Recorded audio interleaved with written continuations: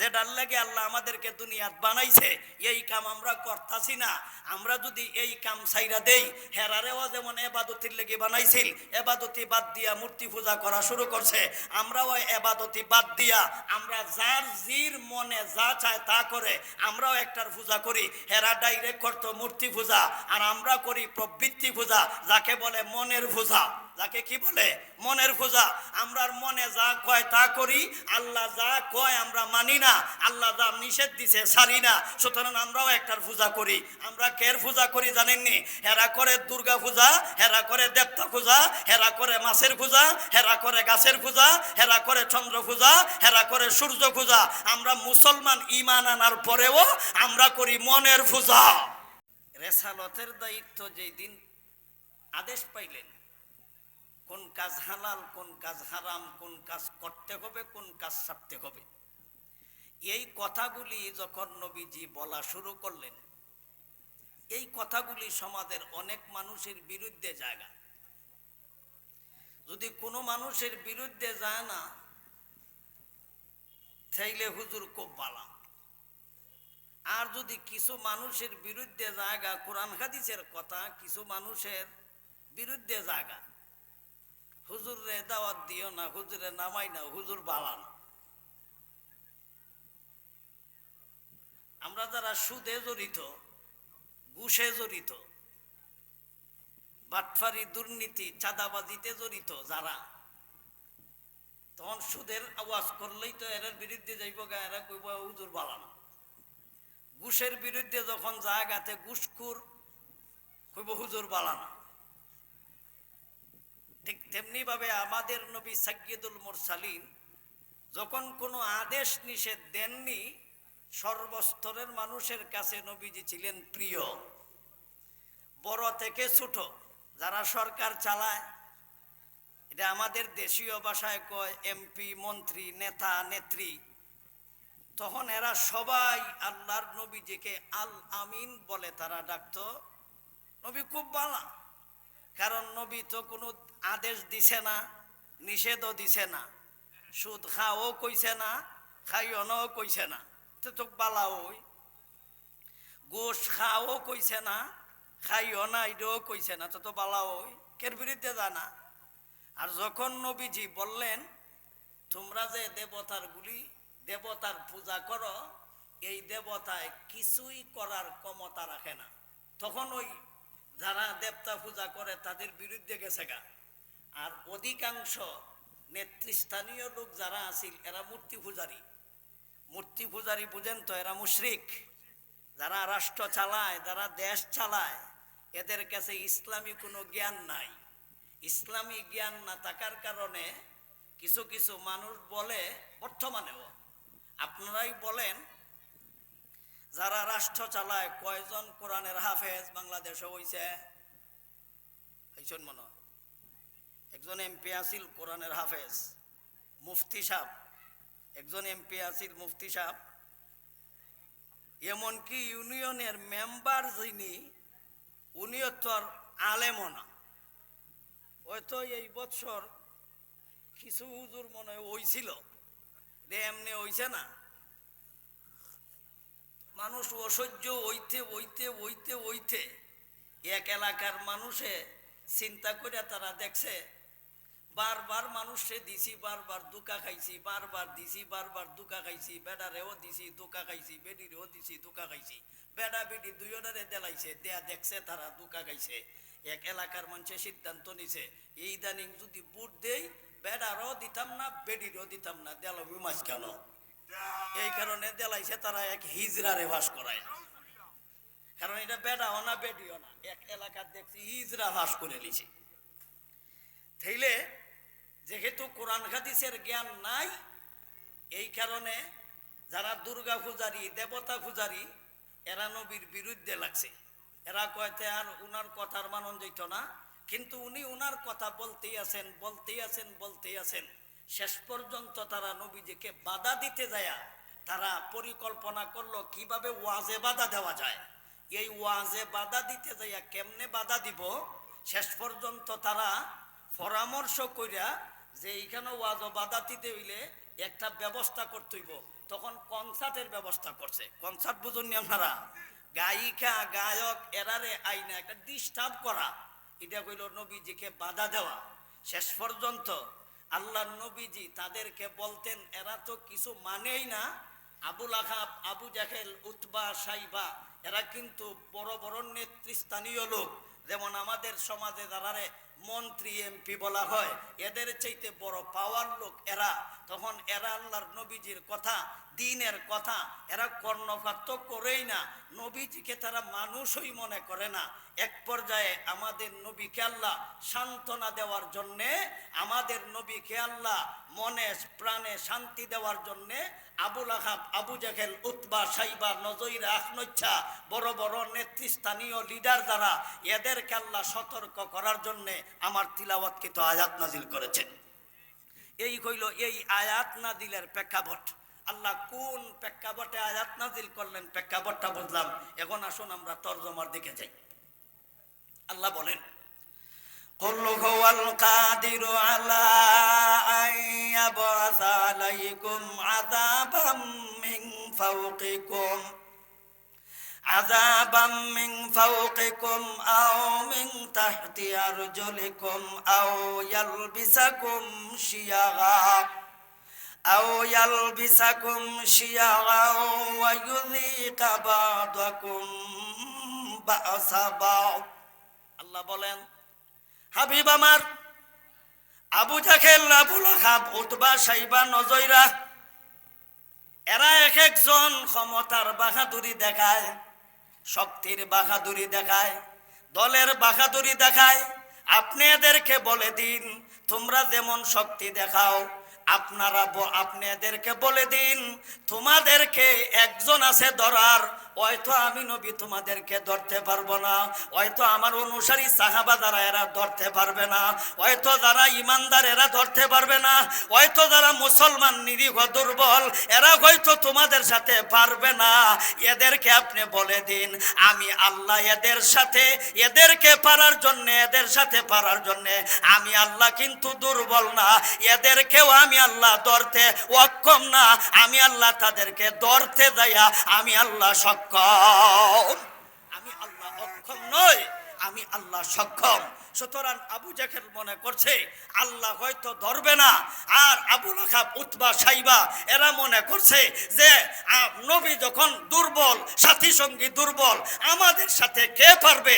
আল্লাহ আয়াত নাজিল করে বুঝাইয়া দিলেন, হে আবুল আহাব, হে আবু জাহেল, হে উতবা, হে সাইবা, তোমাদের যত বড় ক্ষমতা থাকুক, আমি আল্লাহ তোমাদের চাইতে বড় শক্তিশালী, আমি আল্লাহ তোমাদেরকে ধরতে আমি আল্লাহ অক্ষম নয়, আমি আল্লাহ সক্ষম। আল্লাহ ধরতে অক্ষম না সক্ষম?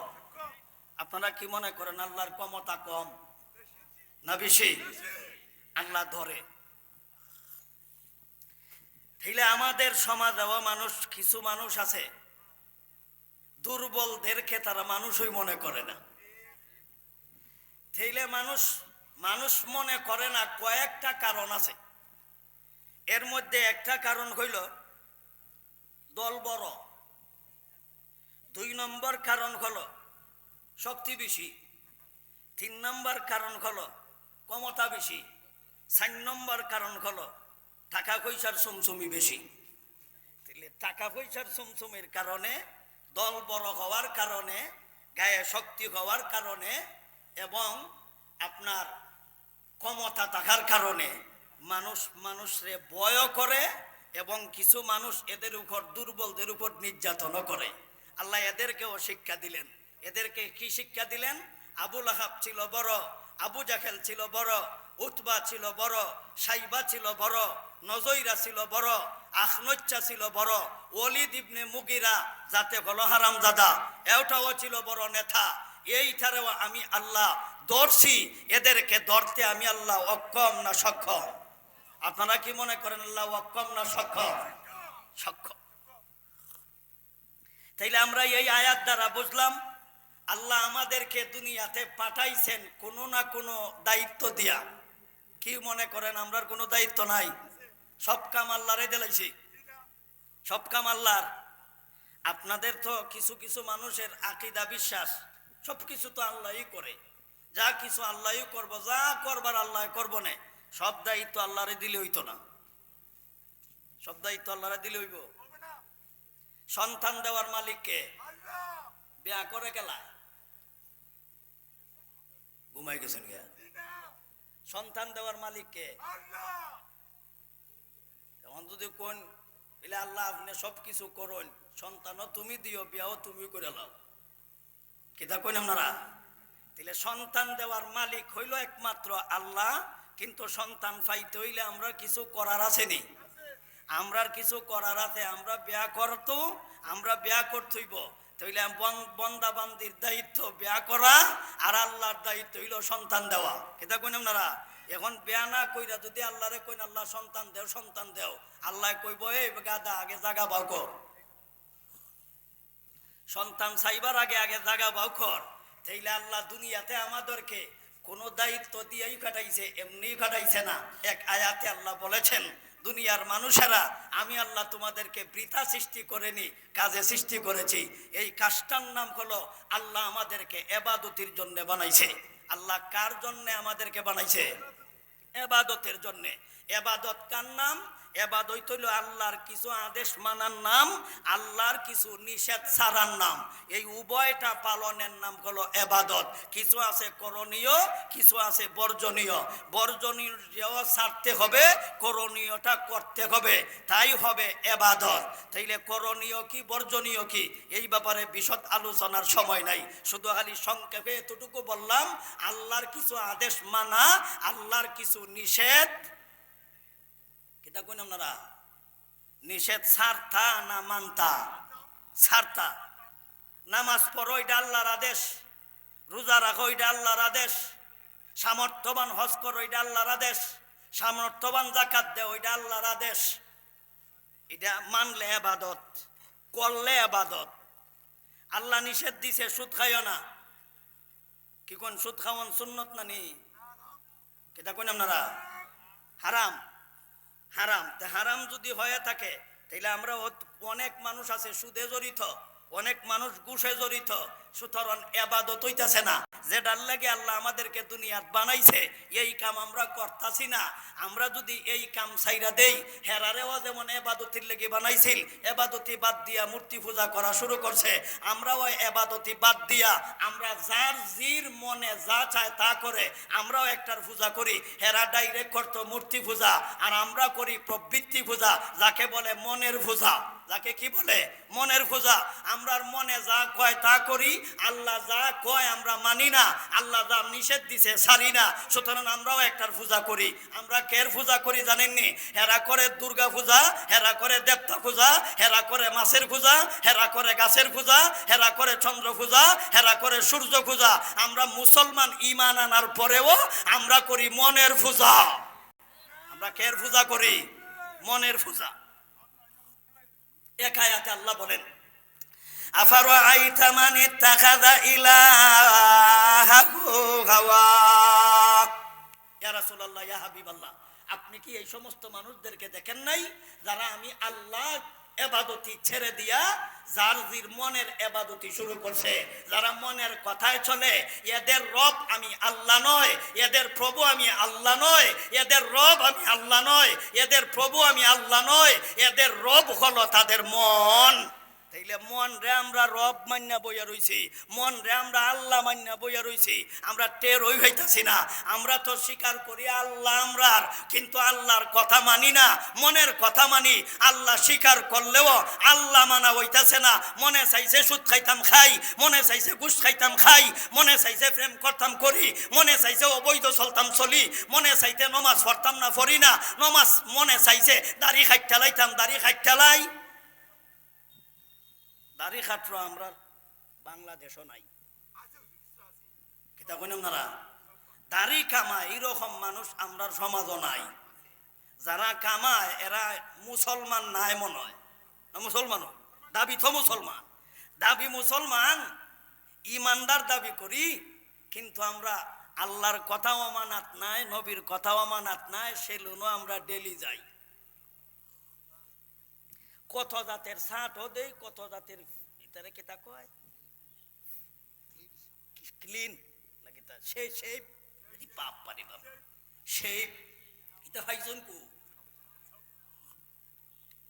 তাইলে এটা আমরা মনে চাইছে, তাইলে মনে যদি চাইয়া থাকে আমরা মনের কথায় চলছি, তাইলে তোমার রব আল্লাহ না, তুমি বুঝাইতে চাইছো আমার রব আমার মন। এই কথাটা আল্লাহ পরিষ্কার আয়াতে বলেছেন। আফারাআইতা মান ইত্তাখাযা ইলাহাহু হাওয়া, আপনি কি এদেরকে দেখেন নাই যারা মনের কথায় চলে?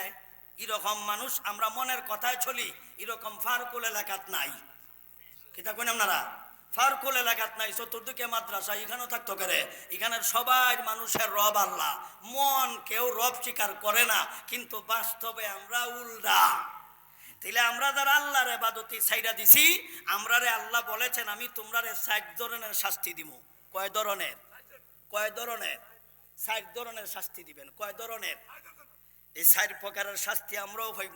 হেরারও আল্লাহ বুঝাইলেন তোমরারে দিছি দিমু, আর বর্তমানে যারা আছো তোমরা আমার বিধান লঙ্ঘন করেছ, বিধান বাদ দিলাইছ, তোমরা মনে করো না এমনিই ছাড়তাম না। নবী আপনি এদেরকে বলে দিন আমি এদেরকে ধরতেও সক্ষম, আমি অক্ষম না। তাইলে বোঝা গেল আল্লাহ আমরারেও ধরব। তাইলে ধরব কেমনে কেমনে, এই কথাটা আল্লাহ নিজেই কইছেন। কুল হুয়াল কাদিরু আলা আন ইয়াবআসা আলাইকুম আযাবা। ইয়া রাসূলুল্লাহ, ইয়া হাবিবাল্লাহ, আপনি এদেরকে বলে দিন আমি তাদেরকেও ধরতে সক্ষম যারা আমার কথা লঙ্ঘন করে, আমি এদেরকেও ধরতে সক্ষম যারা আমার কথা মানে না, এদেরকে আমি আল্লাহ ধরতে সক্ষম যারা আমার অবাধ্য চলে। আমরা যারা আল্লাহর অবাধ্য চলি, আল্লাহ এদেরকেও ধরতে অক্ষম না সক্ষম? কেমনে কেমনে ধরব? এটাও একটা আপনাদেরকে একটা আইডিয়া দেই। আল্লাহ নিজেই বলেছেন এদেরকে আমি ধরব মিন ফাওকিকুম, আমি তাদেরকে ধরব উপর থেকে। আল্লাহ এই সমস্ত মানুষদের উপর শাস্তি দিবে 4 প্রকার। কয় প্রকার?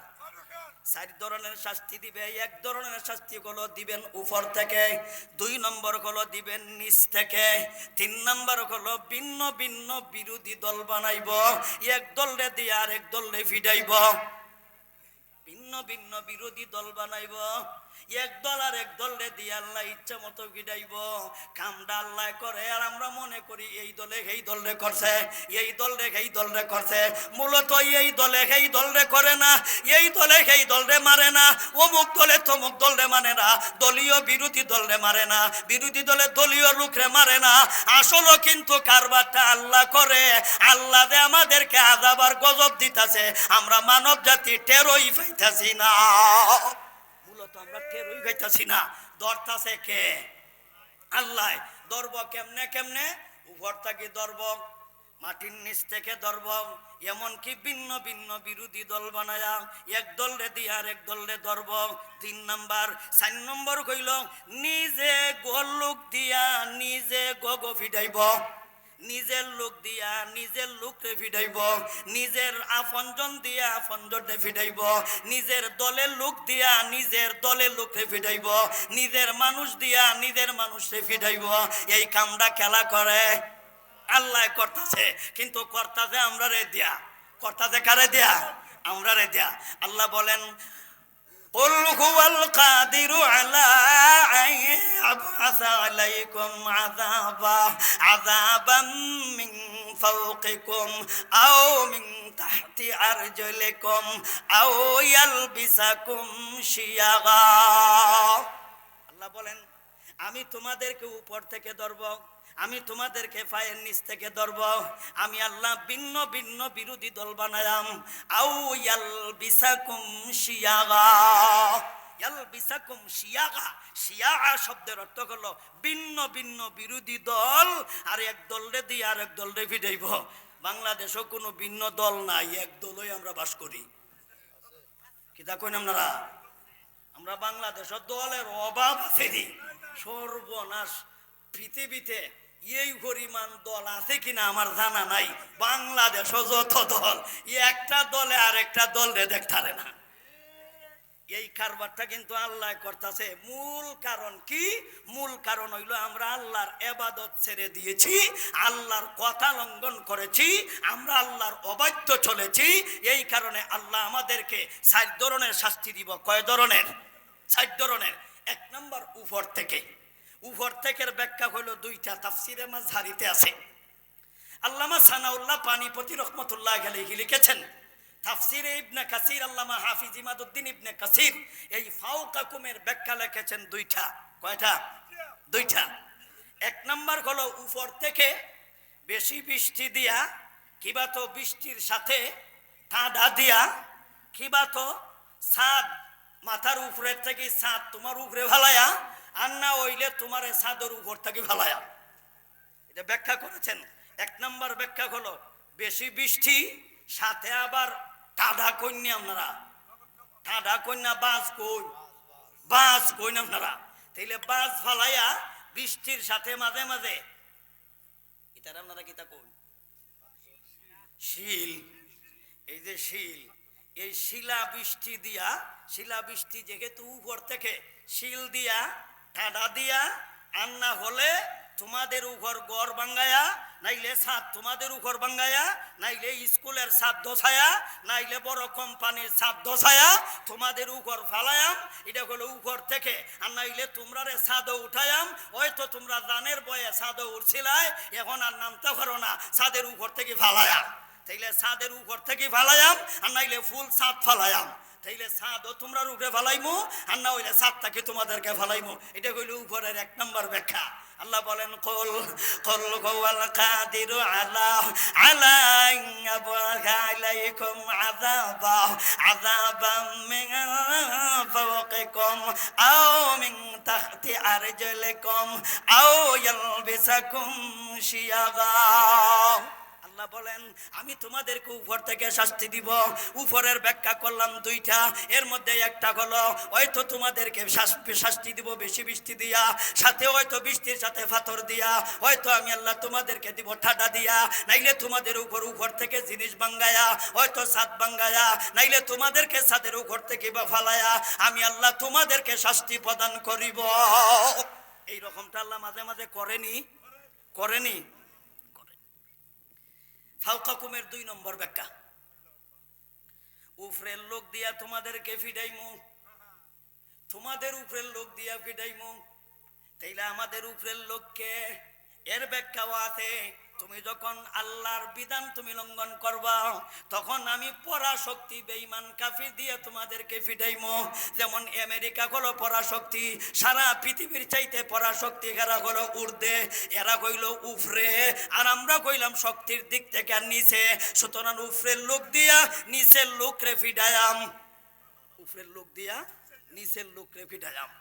এবাদতে ছাইরা দিবা, উপরের লোক দিয়া নিচের লোকরে ফিডায়াম।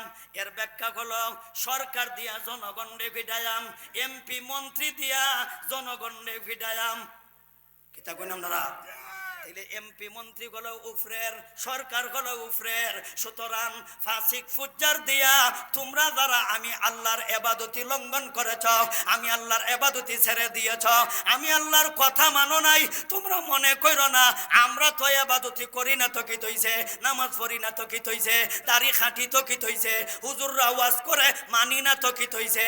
আল্লাহ বলেন সুযোগ দিলাম, মনে কইরো না তোমাদেরকে ধরব না, আমি আল্লাহ তোমাদেরকে ধরব, যেইভাবে এমন ভাবে ধরব তোমরা টেরই পাইবা না, এমন ভাবে ধরবো তোমরা টেরই পাইতে না।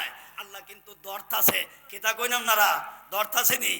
তাইলে বড়টা দি ধরবে, এটা হলো দুই নম্বর ব্যাখ্যা। মিন ফাওকিকুম, আগে আমি হাওলা দিছি, আপনারা যদি সন্দেহ থাকে তাইলে আপনারা এই দুইটা কিতাব তালাশ করে দেখবেন আমার এই ব্যাখ্যা ঠিক আছে কিনা।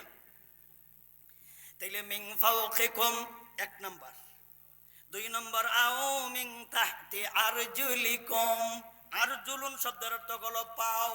আল্লাহ বলেন পায়ের নিচ থেকে শাস্তি দিব। এই নিচের ব্যাখ্যাটাও দুইটা। নিচের ব্যাখ্যা কয়টা? দুইটা। নিচের এক নম্বর ব্যাখ্যা হলো ভূমিকম্প দিয়া তোমাদেরকে শাস্তি দিব। কিতা কোন ভূমিকম্প উপর থেকে আয় না নিচ থেকে? কিতা কোন আপনারা? ভূমিকম্প হয়নি, হয়। আপনারা জানা আছে একবার ভূমিকম্প হয়েছিল রাত্রে, শেষ রাইতো 5:07 ওই সময় বুঝছি আমি আসলাম 4 তালাত, হঠাৎ মানুষের শুনতাছি কয় আগে না রে ভূমিকম্প হয়েছে, অন 5 তালাত থেকে নিচ তালাত, আর বুঝে যে নিচ তালাত গেলে বাঁচবো। কিন্তু আমরা যে টেহা দিয়া মসজিদ রাখি বেড়ায় দে ডাকে আইও মসজিদ আইও আর ঘুমাইও না, ঘুমের চাইতে নামাজ বালা। টেহা দেই বেড়ারে ডাকতো, 5 তালার থেকে নিস্তারাত নামাইতারি না 40 বছর ধরে।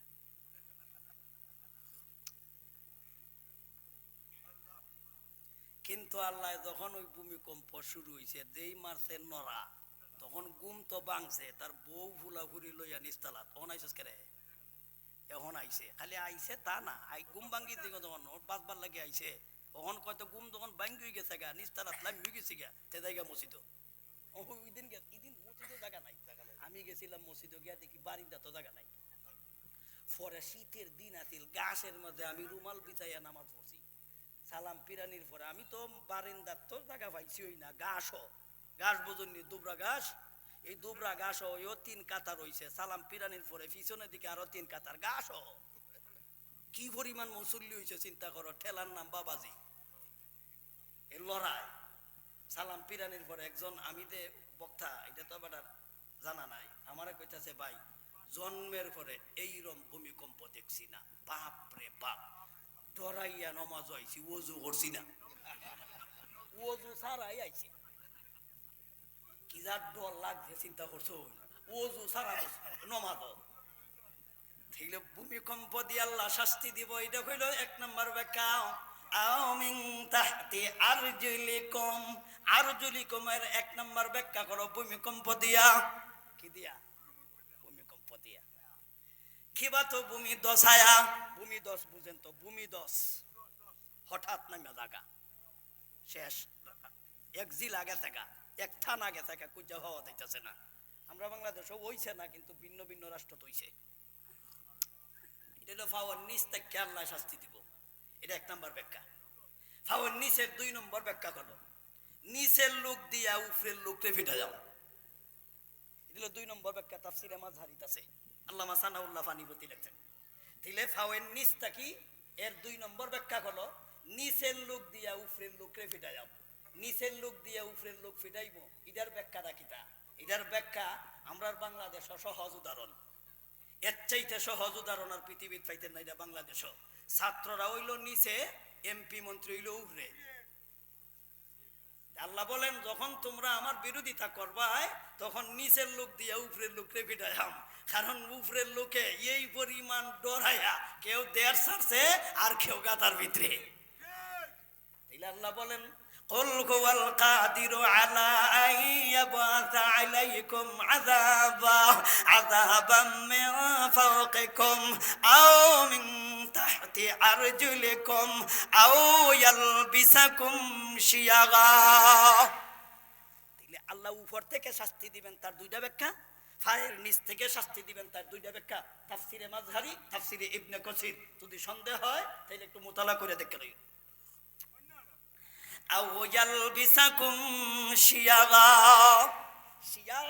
এর অর্থ হলো ভিন্ন ভিন্ন বিরোধী দল বানাইমু, আর এক দলরে দিয়ে আর এক দলরে ফিটাইমু।